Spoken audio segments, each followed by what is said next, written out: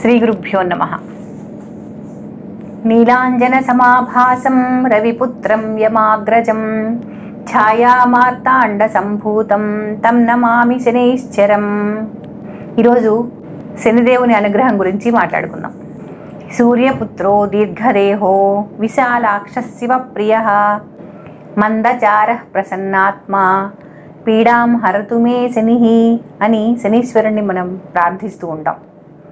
సూర్యపుత్రుడు, సూర్యుని కుమారుడు, దీర్ఘదేహుడు, పెద్దదైన శరీరం కలిగిన వాడు, మందచారః నిదానంగా చరించేవాడు, శివప్రియ శివునికి ప్రీతిపాత్రుడు. అటువంటి శనీశ్వరుడు నన్ను పీడల నుంచి తొలగించుగాక, శని బాధల నుంచి నన్ను తొలగించుగాక అని చెప్పడమే ఈ శ్లోకం భావం.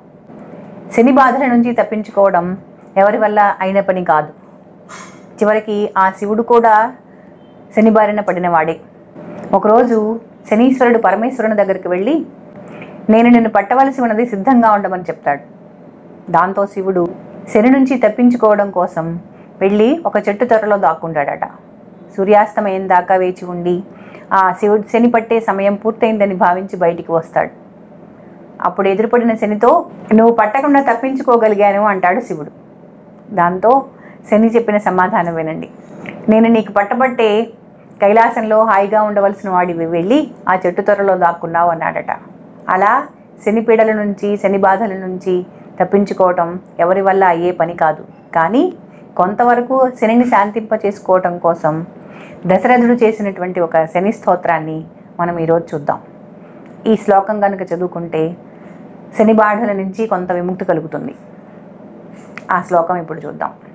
నమః కృష్ణాయ నీలాయ శిఖిఖండ నిభాయ చ నమో నీలమధూకాయ నీలోత్పల నిభాయ చ నమో నిర్మాంసదేహాయ దీర్ఘశ్రుతిజటాయ చ నమో విశాలనేత్రాయ శుష్కోదర భయానకః నమః పౌరుషగాత్రాయ స్థూలరోమాయ తే నమః నమో నిత్యం క్షుధార్తాయ నిత్యతృప్తాయ తే నమః నమో నిత్యం క్షుధార్తాయ నిత్యతృప్తాయ తే నమః నమో దీర్ఘాయ శుష్కాయ కాలదంస్ట్రణమోऽస్తు తే నమస్తే ఘోరరూపాయ దుర్నిరీక్ష్యాయ తే నమః నమస్తే సర్వభక్షాయ వలీముఖ నమోऽస్తు తే సూర్యపుత్ర నమస్తేస్తు భాస్కరో భయదాయినే అధోధృష్టే నమస్తేస్తు సంవర్తక నమోऽస్తు తే నమో మందగతే తుభ్యం నిష్ప్రభాయ నమో నమః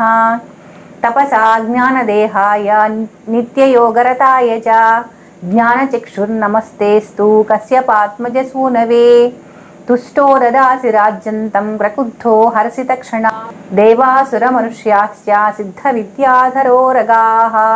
ఈ శ్లోకాన్ని నిత్యం పఠించినట్లయితే శని బాధల నుంచి కొంత ఉపశమనం కలుగుతుంది. ఆ శనిదేవుని ప్రసన్నత మనపై కలుగుతుంది. పఠించండి, తరించండి. ధన్యవాదాలు.